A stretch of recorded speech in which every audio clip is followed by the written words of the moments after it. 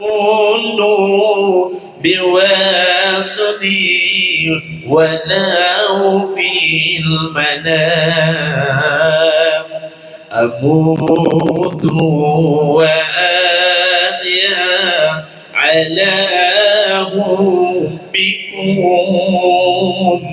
ودولي لديكم وعيدي بكم ودولي لديكم وعيدي بكم. اللهم صل وسلم وبارك عليه وعلى آله. فاتح إلى رسولنا وحبيبنا وشفينا رسول الله محمد بن عبد الله وعلى آله وأصحابه وأزواجه وذريته وأهل بيته أجمعين، خصوصا إلى روح سيدنا أحمد بن عيسى المهاجر الفقيه المقدم محمد بن علي بعلوي وأصوله وفروعه وإلى حضرة النبي. الفاتحة. الرحمن الرحيم. الحمد لله رب العالمين الرحمن الرحيم مالك يوم الدين إياك نعبد وإياك نستعين اهدنا الصراط المستقيم صراط الذين أنعمت عليهم غير المغضوب عليهم ولا الضالين آمين. السلام عليكم ورحمة الله وبركاته. الحمد لله على فضله وإحسانه، جعل في قصص الأولين عبرة لأولي الأبصار. أشهد أن لا إله إلا الله وحده لا شريك له الواحد القهار، وأشهد أن سيدنا محمدا عبده ورسوله المصطفى المختار، وصلى الله وسلم عليه وآله وأصحابه المهاجرين منهم والأنصار، وسلم تسليما كثيرا على الاستمرار. أما بعد، سبحانك لا علم لنا إلا ما علمتنا إنك أنت العليم الحكيم. ربي اشرح لي صدري ويسر لي أمري واحلل عقدة من لساني يفقهوا قولي وسدد لساني واهدي قلبي بحق سيدنا محمد صلى الله عليه وآله وبارك وسلم. يا من هو في علوه كائن، يا من هو في فعل حميد، يا من هو في مجده متين. اللهم أكرمنا بنور الفهم وأخرجنا من ظلمات الوهم وارزقنا فهم النبيين وحفظ المرسلين وإلهام ملائكة المقربين. ربنا زدنا علما وفهما وعقلا يا أكرم الأكرمين بحق سيدنا محمد خاتم الأنبياء والمرسلين يا رحمن يا رحيم. وصلى الله على سيدنا محمد وعلى آله وصحبه وبارك وسلم والحمد لله رب العالمين. قال المصنف رحمه الله ورضي الله تعالى عنه وأرضاه ونفعنا به وبعلومه وأمدنا بأسراره وأعادنا من بركاته في الدارين. رضي الله عنكم. وقال الله سبحانه وتعالى في القرآن الكريم وهو أصدق القائلين وأنا على ذلك من الشاهدين. فإن أحسن الكلام وأبلغ النظام وأجمل بيان كلام رب العالم على لسان حبيبي سيد ولد الأدنان وسيد ولد العدنان. وقال سبحانه وتعالى أعوذ بالله من الشيطان الرجيم بسم الله الرحمن الرحيم.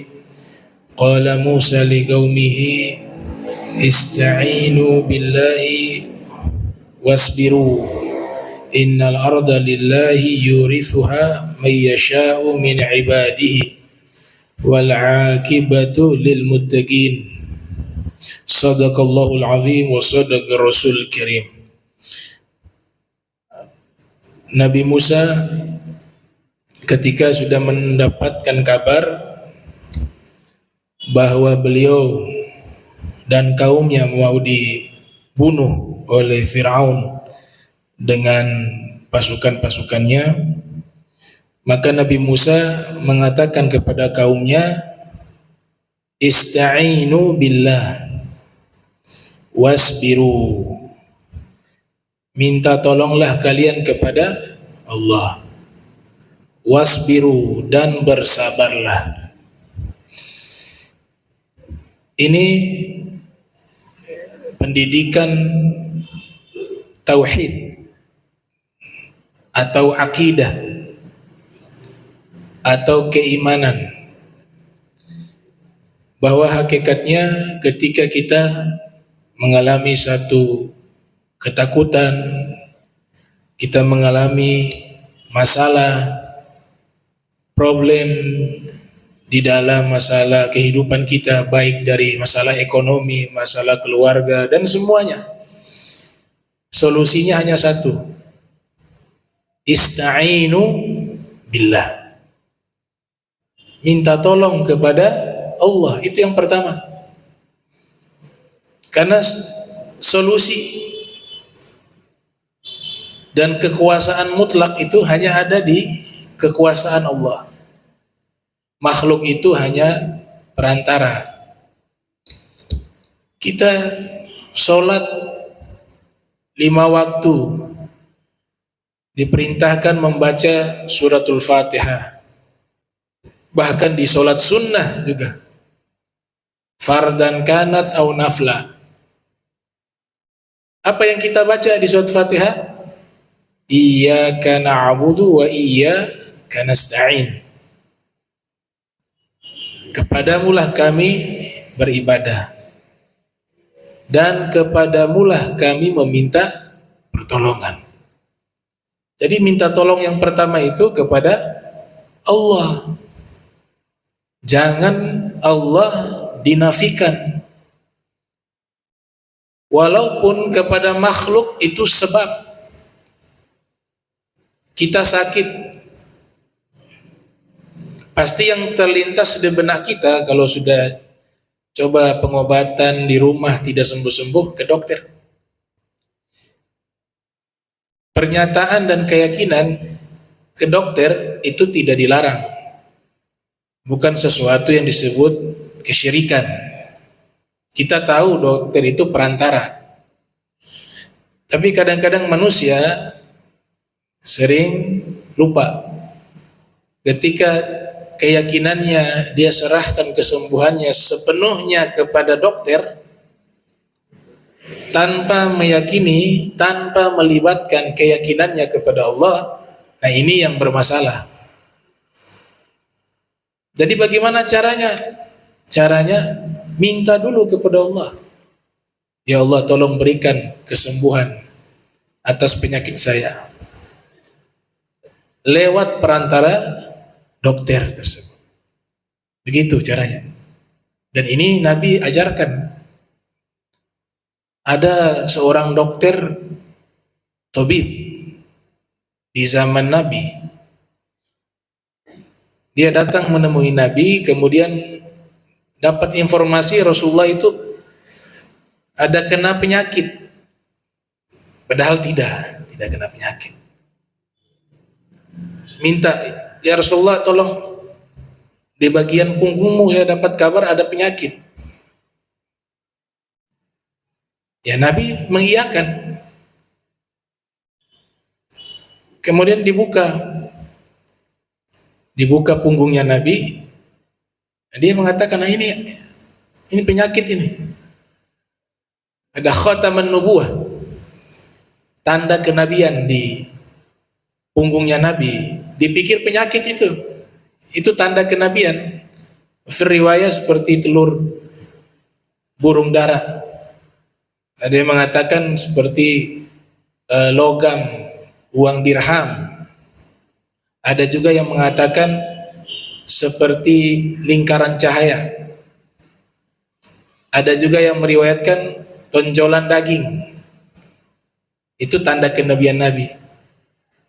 Dokternya ini pikir itu penyakit. Terus dia mengatakan, saya ini tabib, saya akan mengobatinya. Kata Nabi, kamu bukan tabib. Allahu tabib wa anta rafiq. Yang dokter sesungguhnya itu Allah. Anta rafiq, kamu itu hanya perantara saja. Gitu. Kamu ar-rafiq, perantara. Kemudian Nabi katakan itu bukan penyakit, itu khataman nubuwah, tanda kenabian. Nah, berarti dari hadis ini kita bisa simpulkan, ini kami baca di kitab Tabaqatul Atibba wal Hukama, ada riwayat tersebut, karya Ibnu Juljul Al-Andalus, seorang dokter di Spanyol di zaman itu, nulis kitab namanya Tabaqatul Atibba wal Hukama. Nabi katakan apa? Yang dokter siapa situ? Allah. Anta Rafiq, kamu perantara. Jadi hakikatnya dokter-dokter yang ada di seluruh dunia ini bukan dokter hakikatnya. Mereka gak bisa buat kesembuhan, tapi mereka adalah perantara. Perantara yang Allah menyembuhkan kita lewat perantara mereka. Lewat perantara obat juga. Makanya Nabi katakan dawau mardakum, obatilah orang sakit kalian. Berarti perintah dari Nabi, cari al-akhzul bisabab, disuruh kita mengambil sebab. Sebab itu adalah hukum, tapi hakikatnya bukan dari mereka, hakikatnya dari Allah. Itu yang dimaksud dengan ista'inu billah, minta tolonglah kepada Allah. Dan ini makna bukan makna yang sederhana. Kalau dibahas kata ista'inu billah itu bisa hampir ribuan lembar untuk menjelaskan maknanya. Ibnu Zawzi Al-Qayyim, lahir 691, wafat 751, menjelaskan makna daripada firman Allah di surat Al-Fatihah, iyyaka na'budu wa iyyaka nasta'in, itu hampir 1000 lembar hanya menjelaskan kalimat itu, iyyaka na'budu wa iyyaka nasta'in, kepadamulah kami menyembah dan kepadamulah kami meminta pertolongan. Hampir 1000 lembar membahas kalimat yang singkat itu. Beliau beri judul Madarijus Salikin. Sebelumnya ada ulama namanya Al-Imam Al-Harawi sudah menjelaskan makna itu. Ya. Nah, jadi minta tolong yang pertama, semua masalah, masalah ekonomi, masalah keluarga, masalah kesehatan, semuanya yang kita libatkan yang pertama adalah Allah, karena kekuasaannya di tangan Allah. Makhluk ini perantara. Wa ma tasyauna illa ayyasha Allah. Apa yang kalian kehendaki itu kehendaknya Allah. Innallaha khalaqakum wa ma ta'malun. Allah Ta'ala yang menciptakan kalian dan apa yang kalian perbuat. Nah, jadi libatkan Allah dalam semua urusan. Ya. Ista'inu billah. Kemudian di sini kata Nabi Musa, setelah kalian minta tolong kepada Allah, wasbiru, sabar. Sabar ini akar kata dari jamu yang pahit, namanya sibrun. Sibrun itu zadam. Pahitnya itu kalau kita makan itu jamu, pahitnya bisa berhari-hari. Kalau kita tidak bersihkan dengan baik itu mulut. Kenapa filosofi sabar diambil dari kata jamu yang pahit? Ya karena sabar itu pahit. Dan sabar ini para solihun mengatakan jangan kita doa minta sabar. Kalau kita doanya ya Allah berikan saya kesabaran ini, maka Allah akan berikan ujian. Jadi kalau minta sabar pasti akan diuji, karena sabar itu terlihat ketika diuji. Innama sabru 'inda sadamatil ula, kata Rasul. Sabar itu dihitung dari benturan yang pertama. Jadi ini ilmu nih diajarkan. Jangan pernah doa minta sabar. Kalau doa minta yang enak semuanya. Jangan minta yang tidak enak. Minta yang enak. Makanya ditashih ya, dikoreksi di beberapa buku ketika berdoa menyatakan begini, Allahumma adkhilni al-jannata hisaban yasira. Ya Allah, masukkan saya ke dalam surga dengan hisab yang ringan. Doa semacam ini jangan digunakan, karena kita minta dihisab sama Allah. Dan di hari kiamat tidak ada rumusan yang namanya ringan. Semua perkara di hari kiamat itu sesuatu yang besar. Makna maliki yaumiddin itu apa? Yang menguasai di hari pembalasan, hari kiamat. Salah satu ulama Aceh namanya Syekh Abdul Rauf Singkil. Di situ dalam tafsirnya Turjamanul Mustafid, terjemahan dan tafsir, beliau mengatakan makna maliki yaumiddin yaitu Allah menguasai seluruh perkara-perkara yang dahsyat di hari kiamat. Perkara-perkara yang dahsyat, yang besar. Termasuk hisab itu perkara besar. Kenapa kita minta dihisab? Toh Nabi pernah nyatakan man husiba udziba. Siapa yang dihisab dia diazab. Karena hisab itu bagian daripada azab. Maka jangan minta hisab yang ringan, jangan. Tapi kita ganti dengan doa yang diajarkan oleh para ulama yang turun-temurun. Bahkan ada yang mengatakan doa ini dari Nabi, yaitu Allahumma adkhilni al-jannata bighairi hisab. Ya Allah, masukkan saya ke dalam surga tanpa hisab. Kalau tanpa hisab udah langsung masuk, gak ada kesusahan. Ada doa-doa mereka juga, min ghairi iqabin wala itab. Kalau boleh masuk surga gak ada siksaan, gak ada capek, masuk langsung gitu. Itu doa-doa kaum solehin terdahulu, mintanya semuanya enak. Tapi di sini dikatakan wasbiru, bersabarlah, artinya mereka tidak minta dalam doa, ya. Semua doa yang mereka munajatkan kepada Allah isinya kebaikan. Sudah taat kepada Allah, tahu-tahu tetap datang ujian, maka di situ perintah sabar. Bukan kita minta untuk diuji.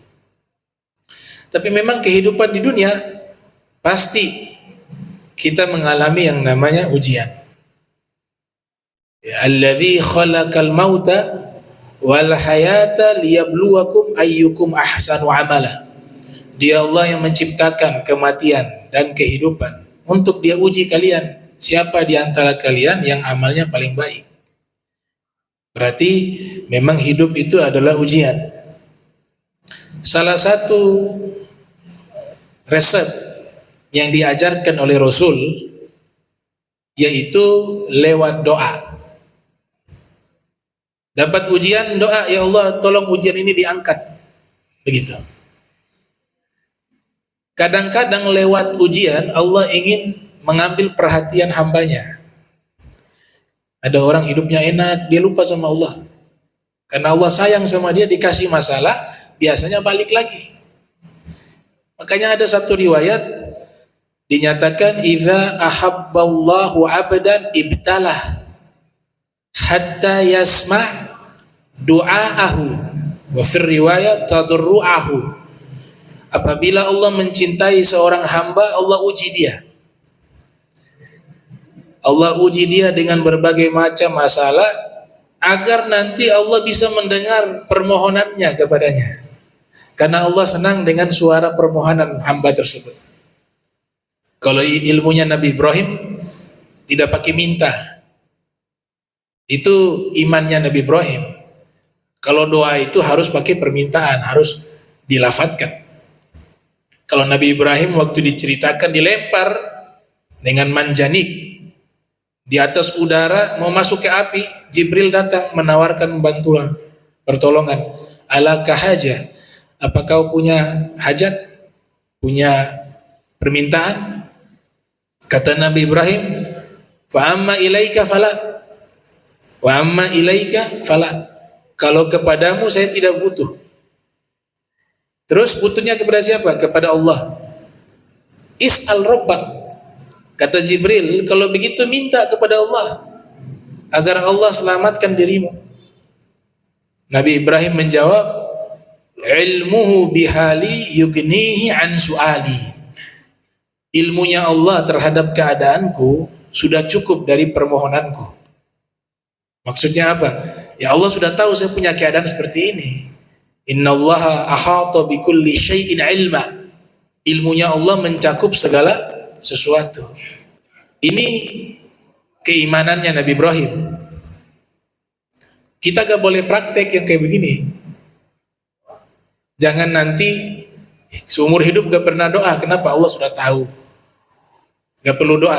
Itu berlawanan dengan perintah dalam Al-Quran. Ud'u rabbakum. Mintalah kepada pencipta kalian. Mintalah doa. Ya, Nabi katakan, innallaha yuhibbul mulihin bid-du'a. Allah Ta'ala sangat senang kepada orang yang mengemis-ngemis dalam doa. Memang benar, tanpa kita minta Allah tahu, itu benar. Tapi dengan melafatkan, dengan memohon-mohon, itu menjadi bukti bahwa kita ini hamba yang butuh kepadanya.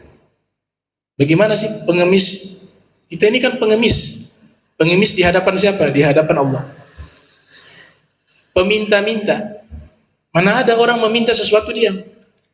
Datang ke sana, dia sudah tahu saya pasti minta. Diam saja. Sekalipun dia tahu orang ini datang mau minta tolong, tapi dia bilang nanti dia ada lafaz baru saya mau tolong. Biasanya begitu makhluk tuh, sesama makhluk. Kalau dia belum melafatkan, saya belum mau tolong. Begitu juga dengan doa. Memang Allah tahu keadaan kita, tanpa kita minta Allah tahu apa yang kita butuh. Tapi doa, pernyataan dengan lisan itu sebagai alat bukti bahwa kita ini hamba yang butuh kepadanya. Nah, Imam Haddad dalam syair kan mengatakan begitu. Qad kafani ilmu rabbi min su'ali wa ikhtiyari fad-du'ai wa ibtihali syahidun li biftiqari. Ya. Falihadza sirru ad'u fi yasari wa asari.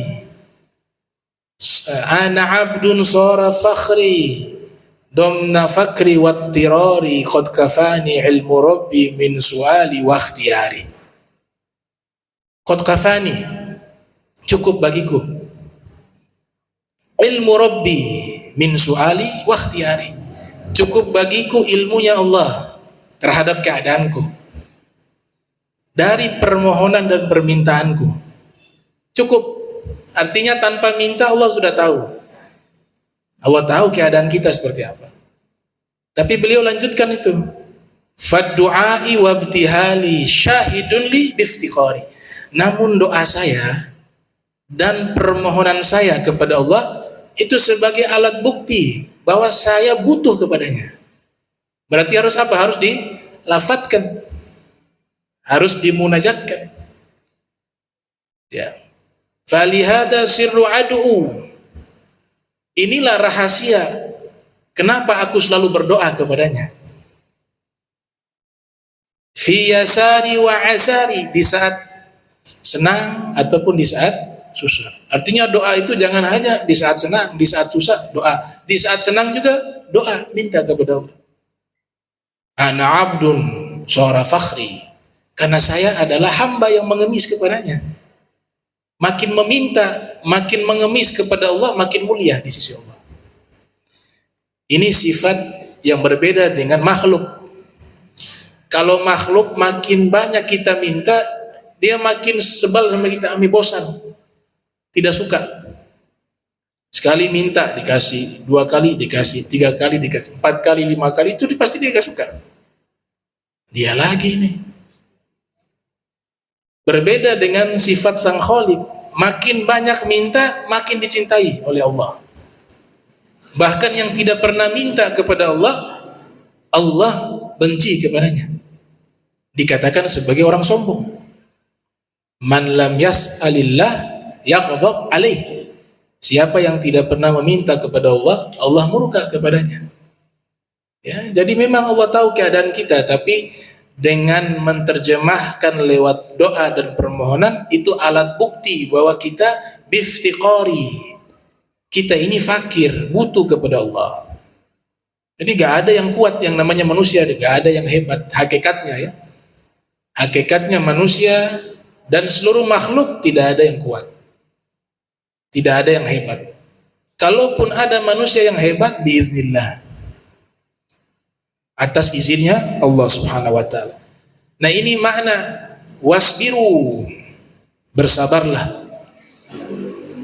Innal arda lillahi yurithuha. Kemudian Nabi Musa mengatakan, sesungguhnya bumi ini milik Allah. Nah, ini juga kadang-kadang ambil barangnya orang, ya ini miliknya Allah. Semua miliknya Allah. Iya, tapi ada yang sudah dikasih haknya. Yurithuha may yasha, Allah wariskan bumi ini kepada siapapun yang Ia kehendaki. Min ibadihi, dari hamba-hambanya. Wal aqibatu lil muttaqin. Dan akhir dari segala sesuatu, kebaikan itu hanya milik orang bertakwa. Ini siyakul kalamnya luar biasa. Ya, urutan bahasanya luar biasa. Allah jelaskan bahwa bumi ini milik Allah, Allah wariskan kepada siapapun yang Ia kehendaki. Jadi raja, kehendaknya Allah, orang itu menjadi raja. Jadi presiden, kehendaknya Allah. Jadi pejabat, kehendaknya Allah. Jadi pedagang, kehendaknya, semuanya kehendaknya Allah. Jabatan yang beraneka macam yang ada di bumi ini, Allah tutup. Wal aqibatu lil muttaqin. Tapi akhir yang paling terbaik itu orang bertakwa. Jabatan orang bertakwa itu, kata Allah Ta'ala, itulah akhir daripada jabatan yang terbaik. Kapan kelihatan jabatan bertakwa ini? Setelah meninggal. Karena setelah meninggal jabatan duniawi itu tidak dibawa. Kecuali ulama ya. Jabatan ulama yang amilun, yang mengamalkan ilmunya, kemuliaan itu Allah langgengkan sampai dalam kubur, sampai dalam surga. Jabatan ulama gak pernah hilang. Sampai-sampai diceritakan orang yang sudah masuk surga, kan di dalam surga dihidangkan beraneka macam kenikmatan, tapi ada bacaannya. Mau minta ini, baca doa ini baru bisa terwujud. Nah, itu mereka bertanya kepada siapa? Kepada para ulama. Jadi orang yang ulama di dunia Allah berikan kemuliaan sampai dalam surga. Orang-orang lain masih bertanya kepadanya. Sampai di hari kiamat jabatan ulama masih ada. Apa itu? Memberikan pertolongan, bantuan, syafa'ah. Yashfa'u yaumal qiyamati thalathatun. 3 golongan yang bisa memberikan pertolongan, syafaat di hari kiamat. Al-anbiya, para nabi. Thumma al-ulama, para ulama. Thumma syuhada. Kemudian yang ketiga para syuhada. Kalau syuhada orang yang al-mu'minu as-sadiqu alladhi yamutu fi ma'rakatil qital. Orang beriman yang benar niatnya, terbunuh atau wafat di medan perang. Dia beriman dan niatnya benar, caranya juga benar, jihadnya. Itu disebut syahid. Syahid dunia dan akhirat. Satu orang syahid memberikan pertolongan kepada 70 orang dari keluarganya. Yashfa'u syahidu fi sab'in min ahli baitihi. Satu orang syahid memberikan pertolongan kepada 70 orang dari keluarganya. Kalau ulama di atas syahid, syafaatnya lebih banyak. Dan tidak hanya keluarga. Wa fir riwayat, Imam Ahmad di dalam Musnad meriwayatkan bahwa orang-orang yang diizinkan memberikan pertolongan di yaumil qiyamah nanti berupa syafaah itu mereka berikan kepada siapapun yang mereka kehendaki, yang mereka kenal. Itu. Makanya kita ini harus banyak nebeng ke mereka. Kalau memang jauh, ya kita tanamkan cinta, mahabbah kepada mereka. Bisa usul, bisa sampai. Kalau hanya modal kita sendiri, waduh, kita banyak butuh bantuan syafaat dari mereka di yaumil qiyamah. Mereka orang-orang yang dicintai oleh Allah Ta'ala, yang memang Nabi katakan bisa memberikan syafaat. Sampai-sampai dikatakan ada yang sudah dalam neraka, masuk dalam neraka, Allah perintahkan, ini seorang wali min auliyaillah mau masuk surga, dipaksa oleh malaikat. Dia mengatakan, saya belum mau masuk surga. Kenapa? Saya masih ingin menolong orang-orang yang saya kenal. Ada beberapa mungkin masih ada dalam neraka. Maka Allah Ta'ala berfirman, idhab ilan nar. Kalau begitu kamu pergi masuk ke dalam neraka. Wa akhrij man wajadta. Dan keluarkan siapapun orang yang kau temukan, yang kamu kehendaki. Baru dia keluarkan. Itu dalam hadis Musnad Imam Ahmad. Riwayat itu menunjukkan begitu besarnya kedudukan dan derajat orang-orang yang bertakwa, ya. Wal aqibatu lil muttaqin. Nah, orang bertakwa itu mau bilang gampang, tidak gampang. Bilang susah juga, kalau yang sungguh-sungguh bisa. Yang paling berat kalau kita dikasih gelar bertakwa, ini kita belum tahu ini hakikatnya orang bertakwa. Makanya wasiat yang mengatakan ittaqillah, ya, bertakwalah kepada Allah haqqa tuqatih wa la tamutunna illa wa antum muslimun. Bertakwalah kepada Allah dengan sebenar-benarnya takwa. Nah, ini sebenar-benarnya takwa ini belum ada yang tahu. Bahkan dikatakan yang mencapai derajat sebenar-benarnya takwa itu hanya Nabi Muhammad sallallahu alaihi wasallam. Selebihnya itu belum bisa mencapai derajat hakikat bertakwa. Tapi kita bisa sampai ke derajat fattaqullaha mastata'tum. Bertakwalah kepada Allah semampu kalian. Nah, kata para ulama, takwa itu yang paling berat bukan mengerjakan perintah. Kalau mengerjakan perintah yang wajib sedikit dalam kaitan ibadah, ya, kaitan ibadah hanya sholat 5 waktu, puasa, bulan suci Ramadan, zakat, haji, umroh 1 kali. Ini nih, yang 3 ini, zakat, haji, umroh gak dipaksa. Jadi kita gak perlu cari uang banyak untuk wajib mengeluarkan zakat. Konsepnya bukan begitu. Kerja normal, cari nafkah, ternyata uang lebih, baru keluar zakat. Bukan tujuannya cari uang untuk keluar zakat. Luar biasa nih kemudahan. Begitu juga haji. Gak ada perintah wajib haji, itu artinya perintah wajib cari uang yang banyak untuk naik haji. Bukan. Gak diperintahkan begitu. Allah pakai kata halus, manis tata'a ilaihi sabila. Kalau kalian sudah mampu, silakan berangkat. Artinya apa? Kita normal kerja, uangnya habis buat pendidikan anak, lebih afdol. Untuk bangun usaha biar makin berkembang, kemudian uangnya banyak, bisa bantu sana sini, lebih afdol. Kebetulan ketika qadarullah, Allah takdirkan dari usahanya itu, tahu-tahu uangnya cukup untuk haji, wajib haji. Tapi bukan tujuan kerja untuk naik haji. Itu salah persepsi.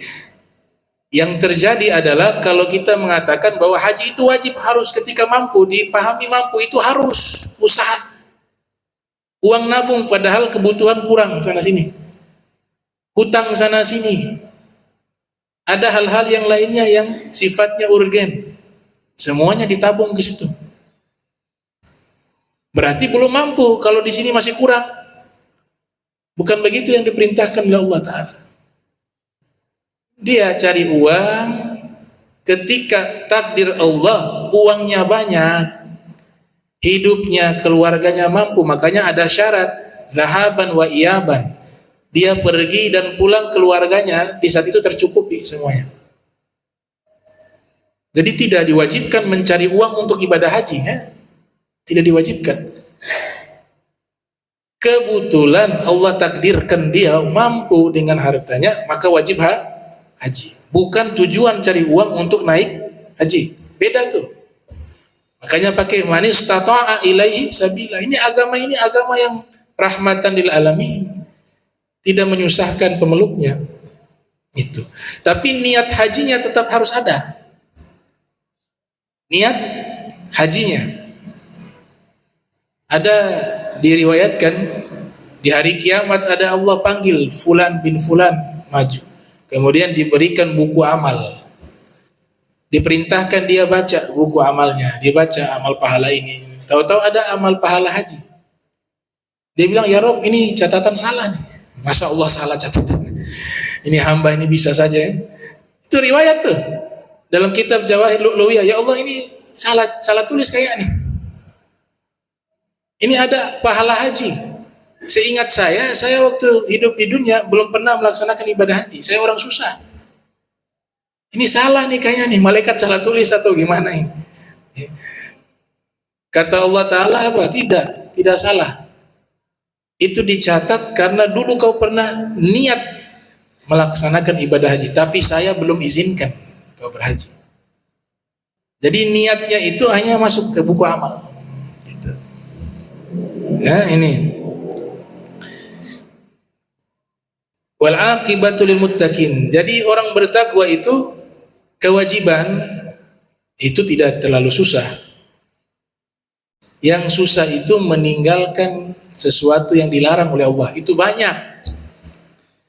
Kalau yang wajib sedikit dalam kaitan ibadah, tapi larangan itu banyak sekali larangan. Makanya disebut orang-orang siddiqin. Ya wa hasuna ulaika rafiqa dzalika fadlu minallahi wa kafa billahi alima. Wa may yuti'illaha wa rasulahu fa ulaika mal ladzina an'ama Allahu 'alaihim minan nabiyyina was-siddiqina wasyuhada'i was-shalihin. As-siddiqina ini disebut sebagai orang-orang siddiq itu ketika sudah mampu meninggalkan seluruh larangan Allah. Seluruh larangan Allah yang dia tahu itu dia tinggalkan semua. Itu baru disebut orang siddiq. Dikatakan kalau konsep kita orang awam, dosa itu ada dosa kecil, ada dosa besar. Oh ini dosa kecil nih. Oh ini dosa besar. Kalau konsep mereka semua dosa itu besar. Tidak ada yang namanya dosa kecil. Bilal bin Sa'ad mengatakan, la tanzur ila sigaril khati'ah, walakin unzur man asoita. Jangan kalian melihat terhadap kecilnya dosa, tapi lihatlah kepada siapa kalian bermaksiat.